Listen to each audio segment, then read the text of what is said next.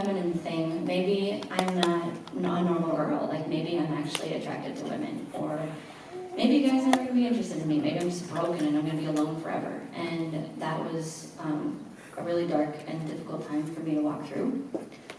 But God, like He always does, led me through it and helped heal those hurts. So. Hey, guys.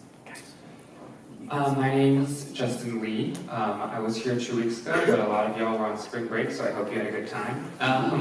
I am not on staff or stay at home. I work in data.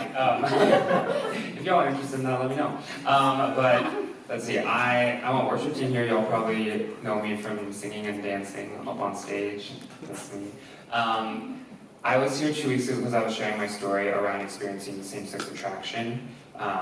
But also just in general how we as a body can experience God as a safe place and therefore invite people into experiencing God as a safe place, especially the LGBTQ plus community who might not automatically think of God as safe and the gospel being good news for them. So excited to be here and help answer some of your questions in this very complicated topic of sexuality. And I'm Paxton, I'm the Student Ministries Director. I am on staff. And I came to Christ, I was raised a Christian home, but I came to Christ really for real-ish late in college, and before that, I really wanted to see what the world had for me in terms of like just doing whatever I wanted, kind of left the faith, and in that experienced a lot of sexual brokenness that carried with me into my marriage, and I've been working through, so that's my story and what I might add a little bit to this conversation. But God has redeemed all of us, and that's why we're up here, which is awesome. And He wants to redeem all of you. So, we'll start with this question. Again, most voted coming down. How do I talk about LGBTQ without affirming their lifestyle or sounding homophobic, or talking with people who are LGBTQ plus or of that ideology, it sounds like? I think it first matters like where you stand with that person, right? Like, are you their friend? Are you a safe place for them? But do they trust you, right? If you're going to have conversations that are deeply tied to identity and are controversial with, say, like what the Bible says and all that kind of stuff, like they first need to know that you have their best interest in mind. And if that's not already a given, then you need to like not make that the first conversation point and get to know them, treat them as a human, like relate with them just on that level, and then you can ask a lot of questions. I think in the previous time with the most quotes, we were emphasizing that showing you care just comes with a lot of questions, and that doesn't like do anything to say like, oh, you affirm them. It says that, oh, I'm interested in you as a person, and I think that's the most effective place to start.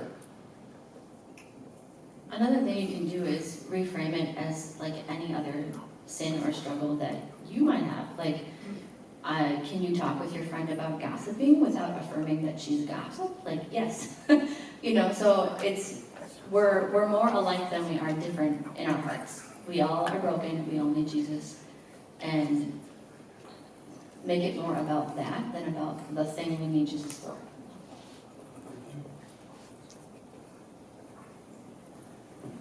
Okay. Why would it be wrong for me to have sex with my long-term boyfriend or girlfriend?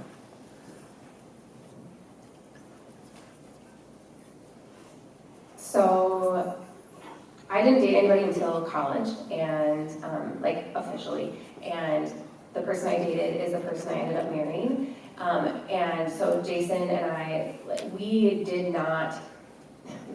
basically did everything except for actually having sex. And on the one hand, I thought, like, well, this is probably going to be fine. It'll blow over because we get married, and then it doesn't really matter.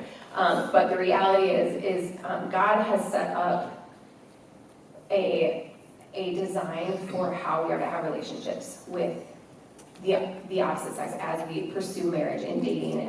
And when we go outside of those bounds, there is then brokenness that comes from that. And so he has set up this design for us to wait until we are in a covenantal marriage with someone to share and receive that part of ourselves with one other person. And so I can just speak from experience that even though the person I ended up with was the only person I had done other things with beforehand, it still led to mistrust in our relationship and insecurity and not having the right understanding, for me, like not having the right understanding of beauty or even seeing sexuality as a good thing. I had only saw it as like a dirty thing that was supposed to happen like kind of in secret, and all of that, like I've been married 11 years, almost 12, and I'm still working through that kind of thing with Jason. Like we are still dealing with the effects of not following what the Lord has intended. So that would be my answer to that. We're not very good at being patient. And there really is something to say, like some things are worth waiting for. My husband and I waited. We set up boundaries. And not to say anything bad about you, but we aren't dealing with any of that stuff because we did it the way God said we should, and there was beauty and there was purity and there was trust that grew out of that. I can still remember like one time we were alone in his apartment and we were doing the dishes and we started like hugging and kissing, and he physically like put his hands on my shoulders and pushed me back and said, "We need to do the dishes." I was like, "Yeah, you're right." And like I'm still, that like to this day makes me respect him. And that it's like it can go both ways for your relationship. It can either make it difficult when you choose to do it your own way and not wait and act on selfishness, or it can make it really great when you choose to do it God's way and submit out of obedience. Even if you sometimes don't want to, you can still choose to obey God, even when your whole body and everything else is telling you something else. Also, I need to put it out there that marriage is not a given, and so therefore don't commit to abstinence with the expectation that you will eventually be satisfied in marriage, because that might not be your calling. Sex in and of itself is a gift for marriage, not because you deserve sex, but because sex was a part of the integral institution, or it's an integral part of the institution of marriage. Sex is not relevant for the unmarried because of its purpose to demonstrate to each spouse that, hey, this is how God wants to be one with you, and also this is part of our union to show everyone else that the metaphor of marriage is how God pursues the church. And the single people are not participating in that metaphor. They are participating in the fact that, hey, in the resurrection there will be no marriage and no sex, and so I am displaying a oneness with the Lord now that will soon come to pass for everyone. So I just want to put it out there that like sex is really good and beautiful, but it's not something to grow entitled to. But also I want to say that you having sexual desire is a good thing and a proper thing and a beautiful thing, and God put that in you. But just like every good desire, He gave it to you to submit in worship to Him. So it doesn't matter if you have a sexual drive. If you're not married, then like you must learn to submit it to the Lord. And if you are married, you better submit that to the Lord, because there are plenty of unholy ways to pursue sexual desire within the covenant of marriage. It's not just all Christian legal after you have a ring. Okay, I'm gonna skip 2 because this is related. So we're gonna go to, what if my sexuality is messy and I've made mistakes? Will I still be able to have a happy marriage? And how do I actually do that, if so? I do feel like I want to say, we are, like I said, Jason and I are still working through stuff, but we have been through a lot of redemption, and we have definitely we've come a long way from where we were. And I would say a huge reason for that, because he had his own like sexual sin and brokenness that he brought into our relationship. And so, yeah, you put 2 people together to deal with that is a lot. We have talked a lot about the brokenness that we brought in and then how it's affected each other.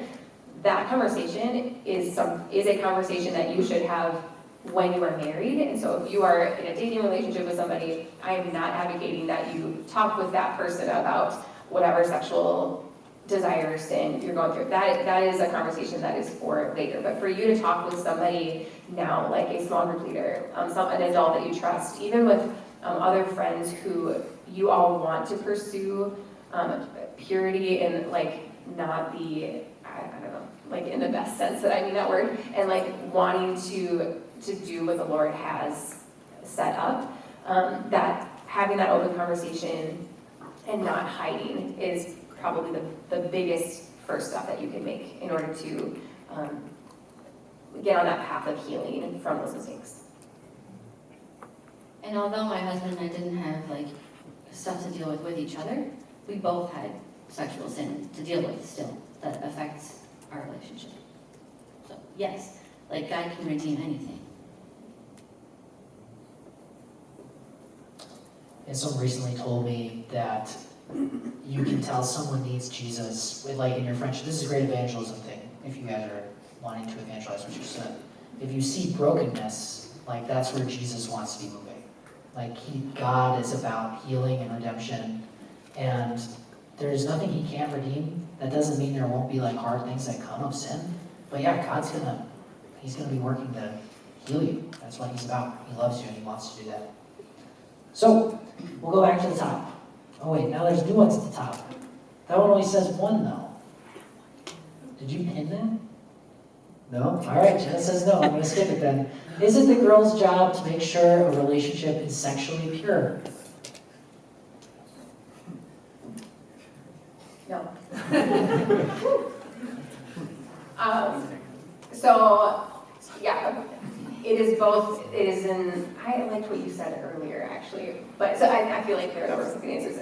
It is the responsibility of any person in any relationship, or otherwise, to pursue sexual purity in whatever context you're in. And so, typically, I mean, the reason I'm assuming this question is asked is because of the stereotype or the, I guess, the normative response of men and women in relationships and who can draw the lines more clearly. But no, it is the responsibility of both parties involved to remain pure.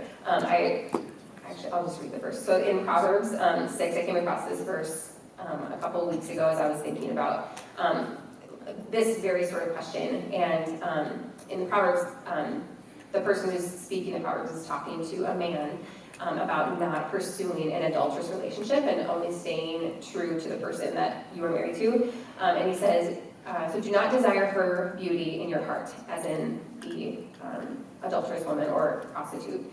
And do not let her capture you with her eyelashes, which I think is a funny translation. But like it's saying, do not let her capture you. So like that responsibility is put on the man, like that is on you to not let her. But then it says about the woman, let her capture you with her eyelashes. Like women, as we get older, we learn of that power you have in being feminine, and you can use that power of persuasion and beauty for good or for evil. And so there is, yes, responsibility on both parties to pursue sexual purity, whether you are single or in a relationship.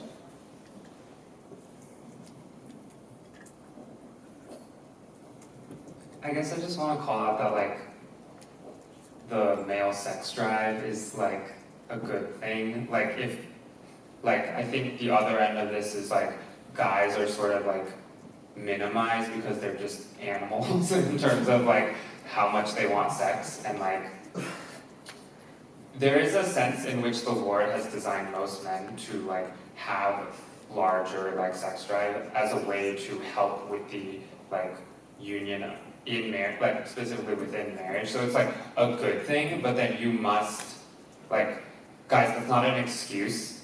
Like, oh, I just feel so horny. The cross does not care. Like, the cross cares that you, like, give it to him, and you are man enough to, like, own your own and, like, sit in your own brokenness for Jesus. And I mainly said that so people can, like, zero in. So, yeah. I love it. Okay. What did I say earlier that was so good? Oh yeah, the guy's responsibility. Yeah, I think, so there's in Genesis, I'll just say first, if I heard of something like this happening between a guy and a girl in a relationship, and I had this conversation, my first instinct would not be to go to the girl, but to go to the guy. And be like, dude, it's your job to set the expectation for like when sexual activity is gonna happen. That's your responsibility. And I see that throughout the Bible, but one of my favorites is with Abraham. Is like one of his most egregious, most painful sins was when he had sex with Hagar because his wife told him to. And that was his opportunity to be like, heck no, that's a terrible idea. God promised the kid would come through you, my legitimate wife, and he didn't do it. It's your job. And so you have to be the one who's responsible. Yes, maybe there's some disadvantage with the sex drive. I don't think that matters. I think it's on you. And women, you need to like expect that if you set a boundary, which Aaron said is a great idea, you should set boundaries in your relationship, and a guy walks over your boundary, if you say we're only going this far and he pushes past it, that's a huge red flag. That's a huge red flag. It's not like, it's hard for guys. No, like I would dump that guy. That would be my advice to you. Like, he's done. Because they owe you the respect. If he does that to you, it shows that he does not respect you. And men, if you want to show, did you say the thing about your husband? Was that this session? How that one time you did say that? That shows, if you're able to show that restraint to your wife before you get married, it's a sign to her that in marriage, you're going to show that same restraint when you're tempted by another woman who's not your wife. Come on. All right, I'm done preaching now. If I have previously been in a relationship where I struggled with sexual sin, how do I move on to new relationships in a healthy way?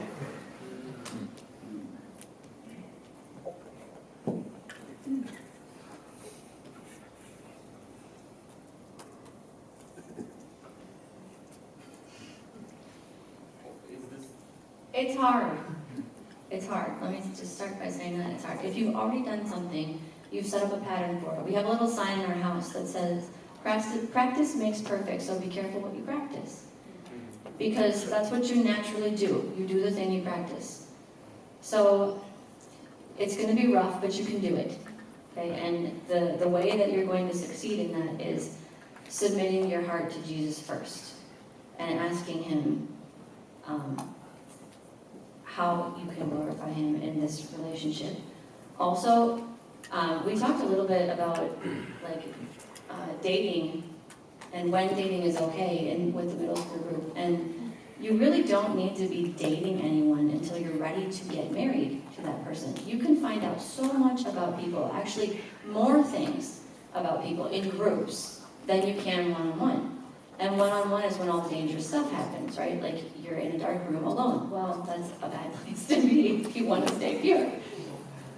So hang out in groups and check your heart all the time. Are you submitted to Christ in this new thing that you're endeavoring to enter into with this other person? If you're not, then hang out in a group or don't go see the person.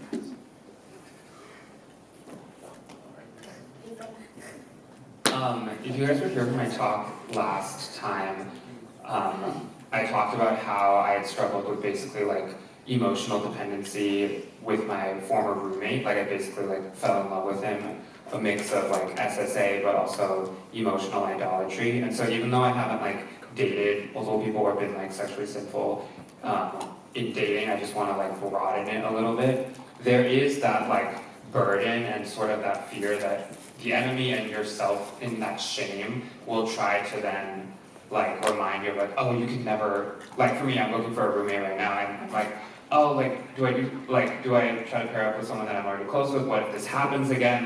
God, I don't want to go through that. One, I would say, Amanda was talking about trust in the Lord, but also get to the root of why you went into sexual sin, why you went into sin in that relationship, because it's never just temptation toward sexual sin. It's never just temptation toward codependency or whatever. There's always a core need underneath that of what were you looking for in that person that they could never offer because they're not God.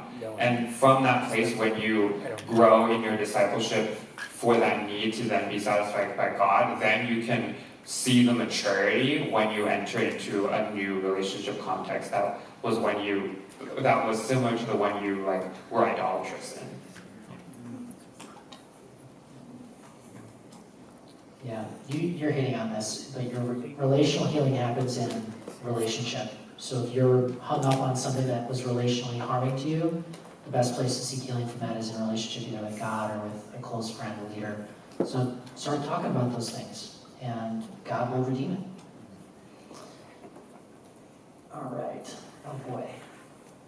All right, we probably got time for 3 more questions. So if you want things answered, you better vote. This always happens. I feel so bad. All right, when people ask us Christians regarding our opinions on the LGBTQ+ community and what they stand for, how should we respond and share our opinions respectfully? Did we answer this earlier? Do you want to nuance it? I can. The one thing I said last time was about how in the Bible it says like don't throw your pearls to swine. Just like you need to have establish a relationship with someone like in the LGBT community or someone who's like living in sin before you speak truth into their life. Like on the other side of the spectrum is if they don't actually want a relationship or like a genuine conversation with you when they ask you about it, like if it's a trap, like there are plenty of times when the religious leaders in the Bible ask the question to trap Jesus, like you can give a answer that's rooted in truth, but isn't like going to reciprocate the relationship because you know like, oh, it's not worth it. Like having that conversation with you is going to be unproductive because you aren't, and like they are not entering with the right motivation. I would add 2 things if you are going into a conversation. So one, if you are going in hot with wanting to share all of your opinions, they're going to know that and sense that. So like for you to be seeking understanding, asking questions, this goes for any sort of conversation.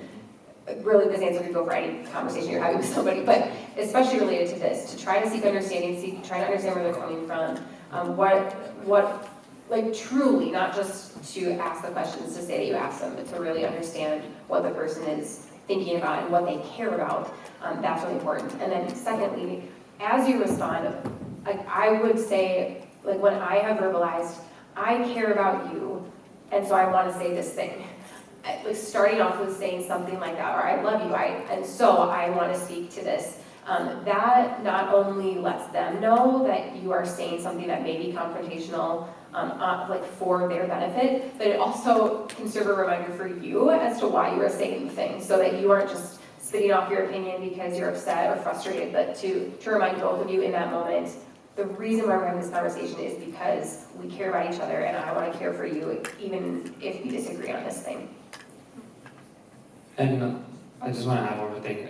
I guess brush up on your own understanding of what they're asking you about. If it's within the sexuality or gender conversation, like be able to track it all the way back to this is good because God thought of it and this is good wisdom, and like be convinced in your own mind why it's actually good and not exclusive and not like discriminatory or anything. Like if you don't believe it, then you won't convince them either if you don't like fully understand why it's good news objectively and not just subjectively.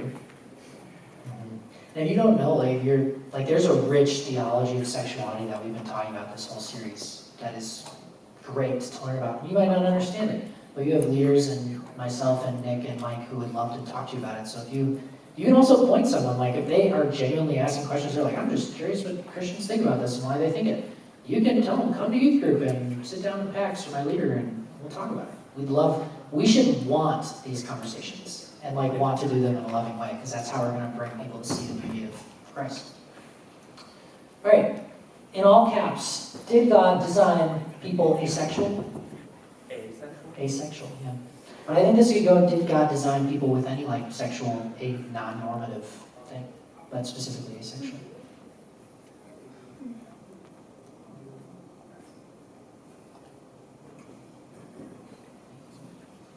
I like this question because I feel like asexuality is like slightly different because it's more, for my understanding of asexual, it's the lack of a strong like sexual drive toward like either gender.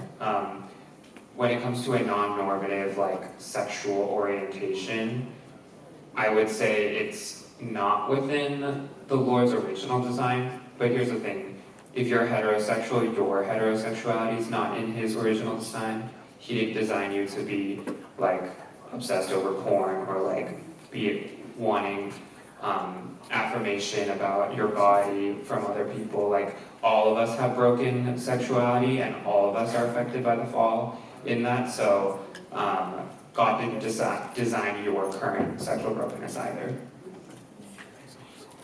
That's a reason why it's so important that we know what design was, like, that we read the creation of man, like that account, that we understand what God was working at when he created male and female and how they come together to show more of his characteristics and image and personality to the world. Like, God is too big to have just one gender or no gender. He's masculine and feminine. He's like all these things. And when we unite in that marriage relationship, I mean, he even compares Christ and the church to marriage. Like, he gave us marriage so we could understand him better. So he is like the first thing. Marriage is only the second thing.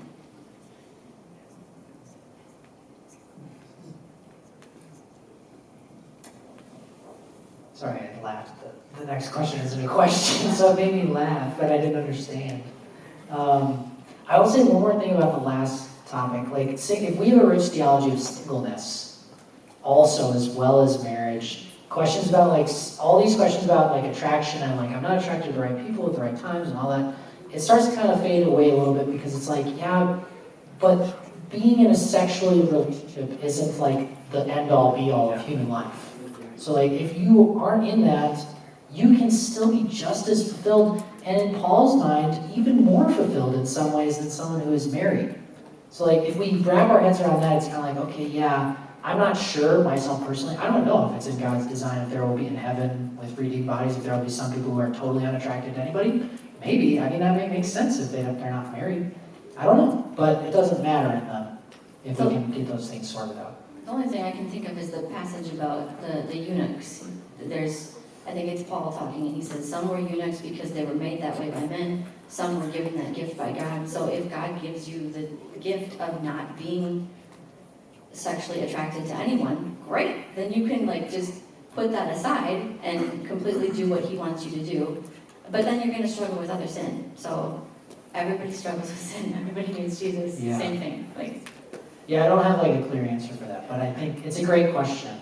And So, thank you. And it's kind of tied to previous questions, but like you experiencing a non-normative like sexual orientation, including the lack of sexual drive, isn't like the sin itself, right? It's like what you do with it. So like if you sin, I don't know how this would work, but if you sexually sin while being asexual, like that's where the sin comes in, and the need for repentance, not the like fact that you experience asexuality.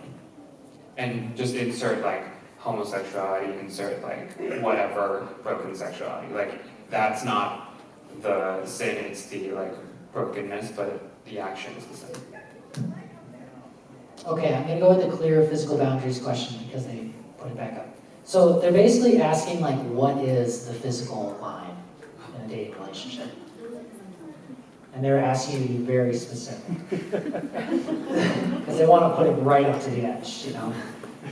Don't I'm just kidding, that was a joke. touch her. That's what I was doing. This wasn't funny, don't laugh. All right. Don't touch her. That's the physical line. Don't touch her. Okay? Don't think about her. Don't oogle her with your eyes. Those are all lines. It depends where your heart is. What line do you need? Can you hold her hand purely? You can't? Then don't. Like, you need to know where your heart is with God. It's not about any physical thing I can say, like, well, it's okay to do this and it's not okay to do that. That's a recipe for disaster. Think about honoring her before God. Think about honoring him before God. Girls, don't push him. Don't bat your eyes and sidle up close and see what he'll do. Like, it's not a test. It's not funny. Don't do it. Just think more about the other person and honoring that person in the sight of God than you're thinking about your own heart and what you want. I've heard a few people say this. Don't do with the person that you're dating anything that you wouldn't do with your sister or brother. So that is a line that you could consider.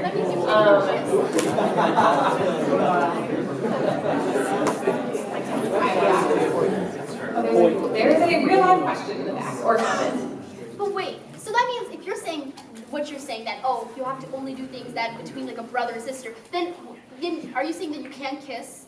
Because I personally would never kiss my sibling. So like,